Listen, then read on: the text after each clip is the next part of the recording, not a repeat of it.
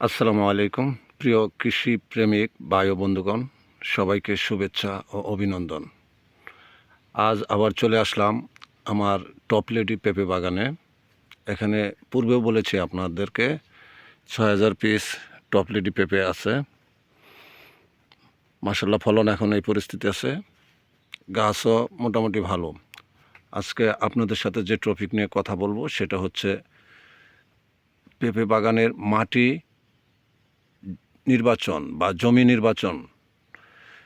পেঁপে গাছ সাধারণত বেলে দোআঁশ মাটিতে ভালো হয়, তারপরেও আপনার অবশ্যই এটা হচ্ছে আমাদের মধুপুর টাঙ্গাইল ডিস্ট্রিক্ট ঘাটাইল থানায় পড়ছে।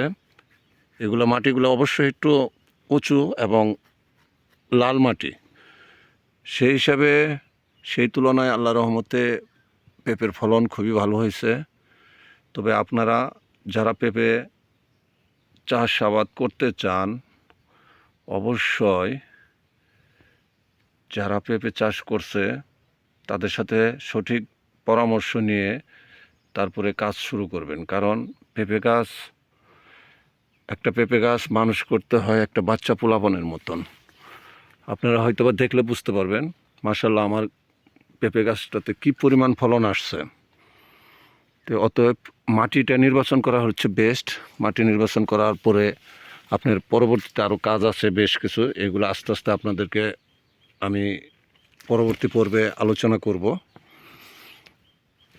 মাশাআল্লাহ আল্লাহর রহমতে আমি দেখাচ্ছি আপনাদের প্রতিটা গাছে প্রায় এখন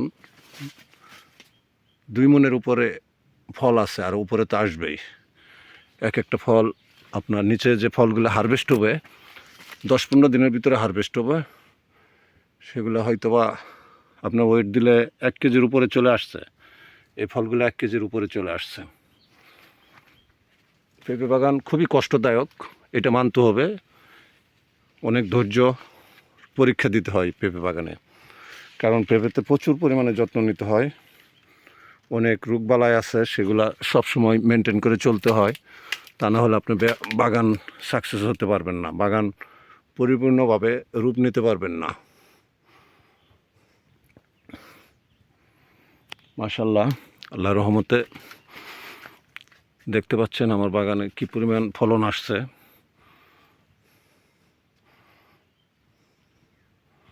প্রতিটা গাছই আপনাকে আমি দেখাইতে পারবো আপনাদেরকে।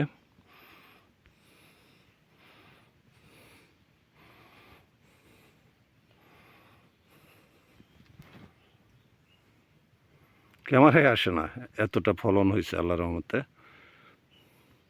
পাতা, ওই নিচের পাতাগুলো মরে যাচ্ছে, এগুলা আপনার আস্তে আস্তে হয়ে যাবে, পরে ঝরে যাবে, এগুলা থাকবে না। ভালো থাকবেন, সুস্থ থাকবেন। আল্লাহ হাফেজ।